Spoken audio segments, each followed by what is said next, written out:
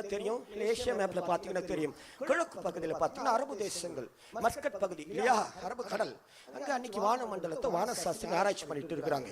பளிச்சுன்னு ஒரு நட்சத்திரம் பிரமிக்க வைக்குது. தாங்கள் கற்ற அந்த சாஸ்திரங்களை எல்லாம் விரட்டி பார்க்கறாங்க. பார்த்தா ஒண்ணு தெரிஞ்சுக்கிறாங்க, இந்த நட்சத்திரம் தோன்றுகிற இந்த காலத்துல தான் யூதயாவிலே பெத்லகேமிலே யூதருக்கு ராஜா ஒருத்தர் பறக்கிறாரு. ராமேஸ்வரங்களை பார்க்கலாம், மனுஷன் பறக்கிறவர், ராஜா பறக்கிறாரு. இயற்கையை வெளிப்படுத்தி காட்டணும், அவர் எவ்வளவு பெரிய ஆளா இருப்பாரு, இவரை போய் பார்த்து தீர்மானம் பண்ணி இப்ப பயணப்படுறாங்க. இதெல்லாம் நமக்கு கதை தெரியும். யாரை பார்க்க பயணப்பட்டாங்க?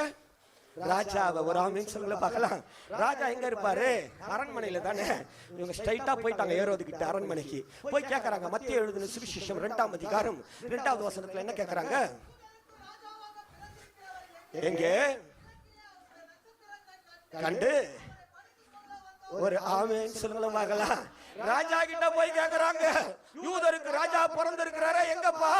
கிழக்குல அவருடைய நட்சத்திரத்தை பார்த்து அவரை பணிந்து கொள்ள வந்திருக்கிறோம்னு சொல்றாங்க. சொன்னவங்க சாதாரண ஆள் கிடையாது, ஞானிகள், சகல சாஸ்திரங்களையும் கரைத்து குடித்த அரும் பெரும் ஞானிகள். அவர்கள் சொல்லுகிறார்கள், ராஜா பிறந்திருக்கிறார் எங்கன்னு. அந்த ராஜாவே ஆடிட்டான்.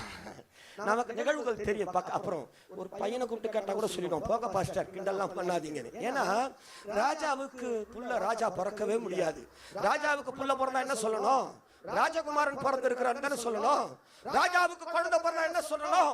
ஒரு இளவரசன் பிறந்திருக்கிறார் தானே சொல்லணும். ஆனால் உலக சரித்திரத்தை இரண்டாக பிரித்து நம்முடைய ஆண்டவராகிய இயேசு ஒருவர் மாத்திரம்தான் பிறக்கும் பொழுதே ராஜா. ஹல்லேலூயா! அவர் பிறக்கும் பொழுதே ராஜா. ஒரு ஆமென் சொல்லுங்க பார்க்கலாம். அவர் பிறக்கும் பொழுதே ராஜா. ஹல்லேலூயா! பிறக்கும் பொழுது ராஜாவா பிறந்தவர். யோசேப்பு ராஜா கிடையாது, மேரி அம்மா ராணியும் கிடையாது. சாதாரண வீட்டு பரிசுத்த ஆவியினாலே உன்னதத்தின் ராஜா அவர். மண்ணிலே கடந்து வந்த நமக்கான ராஜா இயேசு. ஆமென் சொல்லுங்க பார்க்கலாம். பிறக்கும் பொழுது மாத்திரம் ராஜா இல்ல, தன்னுடைய பயணத்துல பரார் கழுத மேல வர்றாருங்க. அவரு எருசலேம் வீதிகளில கழுத மேல வராரு. வரும்போது நினைச்சு பாக்குறாங்க, சகரியா தீர்க்கதரிசி சொன்னா பாருங்க 9:9, சீயோன் குமாரத்தியே, உன் ராஜா கழுதையின் மேலும் கழுதை குட்டியாகிய மரியின் மேலும் ஏறி வருகிறான். நினைச்சு பார்த்துட்டான். உடனே வஸ்திரங்களை கிழிச்சு, இந்த ரோமானிய பேரரசின் கொடுங்கோல் ஆட்சியிலிருந்து என்னை விடுவிக்கிற ராஜா இவர்தான் சொல்லி வஸ்திரங்களை கிழிச்சு விலையை விரிச்சு மரக்கல்லுகளை தரிச்சு விட்டு இந்த ராஜாவை கனப்படுத்துறாங்க. ஒரு ஆமீன்களை பார்க்கலாம். பிறக்கும் பொழுது மாத்திரம் இயேசு ராஜா இல்ல, பயணத்திலையும் இயேசு ராஜா தான். ஒரு ஆமென் சொல்லுங்க பார்க்கலாம். பயணத்துல மாத்திரம் இல்ல, சிலுவையில தூக்கி போட்ட பிறகு, சிலுவையில அறையப்பட்ட பிறகு, சிலுவையில எழுதப்பட்ட மேல் விசுவாசம் இயேசு யூதருக்கு ராஜா. ஒரு ஆமென் சொல்லுங்க பார்க்கலாம். மரணத்திலும் இயேசு ராஜா தான். பிறக்கும் பொழுது ராஜா, வாழ்கிற பொழுதும் ராஜா, மரித்த பொழுதும் ராஜா, வரப்போகிறார் நியாயாதிபதியாக, ராஜாவாகவே ஆண்டவர் வரப்போகிறார். வரப்போகிறார் ராஜாவாக. ஹல்லேலூயா!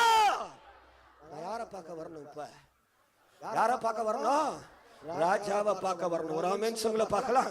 அப்படிப்பட்ட உணர்வு உங்கள் ரத்த நாளங்களிலே ஏறி இருக்கும் என்று சொன்னால், எந்த ராஜாவை பார்த்துட்டு எந்த குடிகளும் வெறுமையாய் போனதாய் சத்தியம் சாட்சி கொடுக்கல, இப்பொழுது நடக்கிற சரித்திரங்களும் சாட்சி கொடுக்கல. ஒரு ஆமென் சொல்லுங்க பார்க்கலாம்.